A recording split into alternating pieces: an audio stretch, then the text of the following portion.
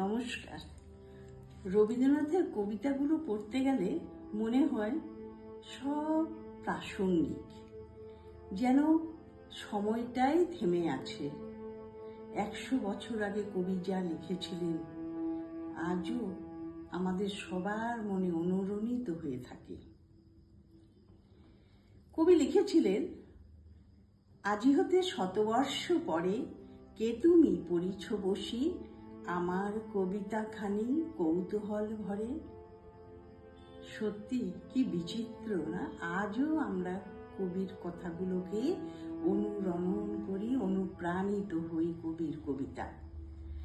আজ আমি যে কবিতাটি আবৃত্তি করব সেটা শ্যামলী কাব্যগ্রন্থের অন্তর্গত।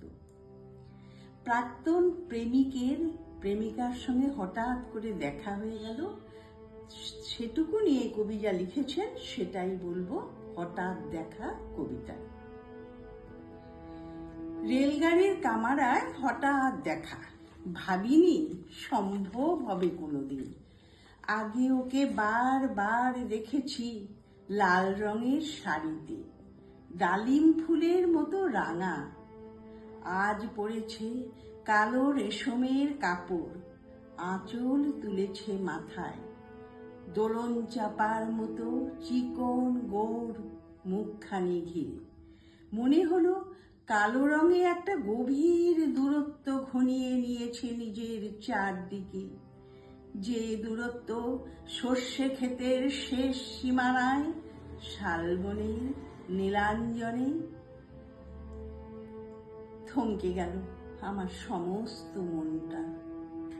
চেনা লোককে দেখলেন অচেনার গাম্ভীর্য। হঠাৎ খবরের কাগজ ফেলে দিয়ে আলাপ করলাম শুরু। আমাকে করলে নমস্কার। সমাজবিধির পথ গেল খুলে, আলাপ করলেন শুরু। কেমন আছো, কেমন চলছে সংসার ইত্যাদি।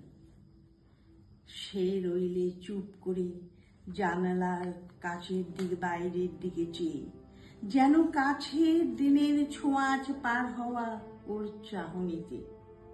কোনোটা বা দিলেই না, বুঝিয়ে দিলে হাতের অস্থিরতা।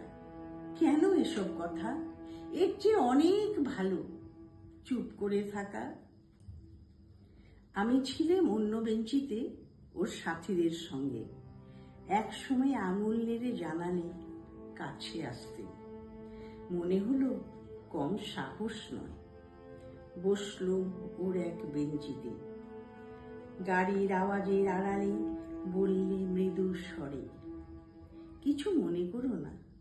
সময় কোথা সময় নষ্ট করবার?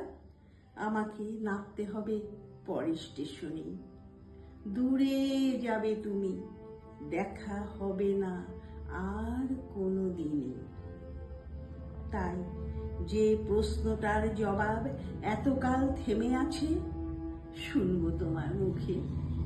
সত্যি করে বলবে তো?